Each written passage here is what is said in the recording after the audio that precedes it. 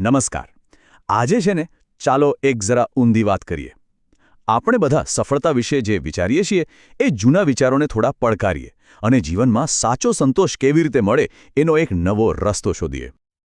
ક્યારેય એવું બન્યું છે કે સફળતા પાછળ બસ દોડ દોડ દોડ કરીને થાકી ગયા હોઈએ? અરે ઘણા લોકોને આવું લાગે છે. અને આપણી આજની જે વાત છે ને એ બસ આ જ અનુભવ પર આધારિત છે.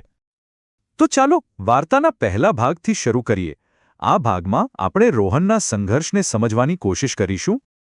જુઓ, અહીં રોહનની હાલત એકદમ સાફ દેખાય છે. એ જાણે સોનાના સિક્કા અને મોટા મોટા પદોની એક એવી સીડી ચડી રહ્યો છે જેનો કોઈ અંત જ નથી. અને એની આસપાસ જે ખોટા વિચારોના કાળા વાદળો છે ને એ એને ઘેરી રહ્યા છે. આ ખરેખર તો એના મનમાં જે સંઘર્ષ ચાલી રહ્યો છે ને એનું જ પ્રતીક છે. અને અહીં આવે છે અમિત, જે એક માર્ગદર્શક છે. એ રોહનના વિચારોને પડકારે છે.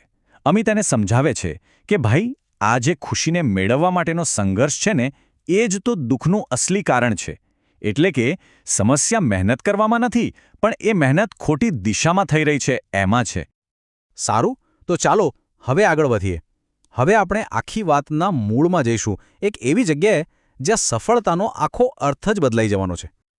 તો મહાનતાની એક નવી એકદમ સ્પષ્ટ વ્યાખ્યા શું છે? એ છે કે વાત ઊંચા પદ પર હોવાની નથી, પણ ઉચ્ચ ઉદ્દેશ્યો માટે સમર્પિત રહેવાની છે. મતલબ કે વાત પોતાના ફાયદાની નથી, પણ કોઈક મોટા હેતુ માટે જીવવાની છે. અહીં છે ને બે બિલકુલ અલગ માનસિકતાની વાત છે. જુઓ, એક બાજુ છે સંગ્રહ કરવો, જે આપણને ભારે અને સંકુચિત બનાવે છે, અને બીજી બાજુ છે આપવો, જે આપણને મહાન બનાવે છે.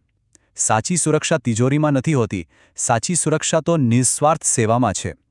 એકનું લક્ષ્ય ભેગું કરવાનું છે, બીજાનું લક્ષ્ય યોગદાન આપવાનું છે. આ જે વિચાર છે ને એ ખરેખર ખૂબ ઊંડો છે કે આનંદ એ આપણી મૂળભૂત સિસ્ટમ છે.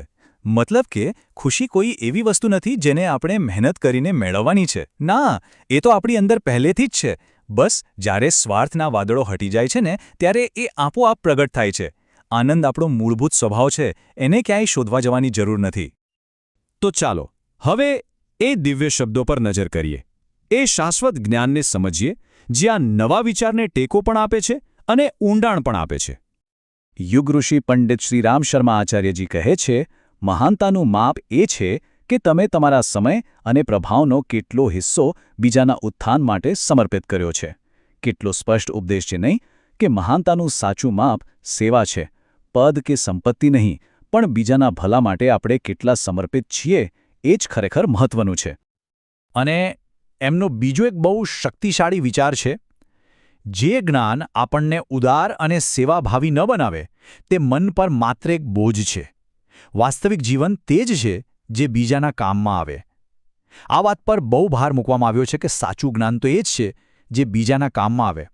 જો જ્ઞાનનો ઉપયોગ સેવામાં થતો જ ન હોય તો એ તો મન પર ખાલી એક બોજ જેવું છે. હવે આપણે છેલ્લા ભાગમાં આવી ગયા છીએ. અહીં આપણે જોઈશું કે આ જ્ઞાનને જીવનમાં કેવી રીતે ઉતારી શકાય અને એનાથી કેવું અદ્ભુત પરિવર્તન આવી શકે છે.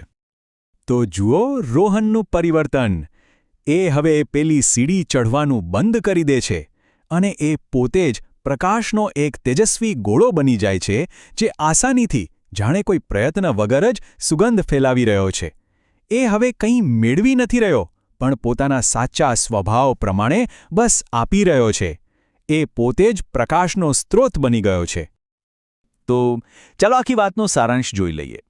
પહેલો મુદ્દો, મહાનતાનો માપદંડ બદલવાની જરૂર છે. મહાનતા સેવાથી મપાય છે, કોઈના પદથી નહીં. બીજું, સુખ પ્રયત્ન વગર મળે છે. આનંદ સંઘર્ષથી નથી આવતો, પણ ખોટા વિચારો છોડવાથી આવે છે. ત્રીજું, સાચી સંપત્તિ શું છે?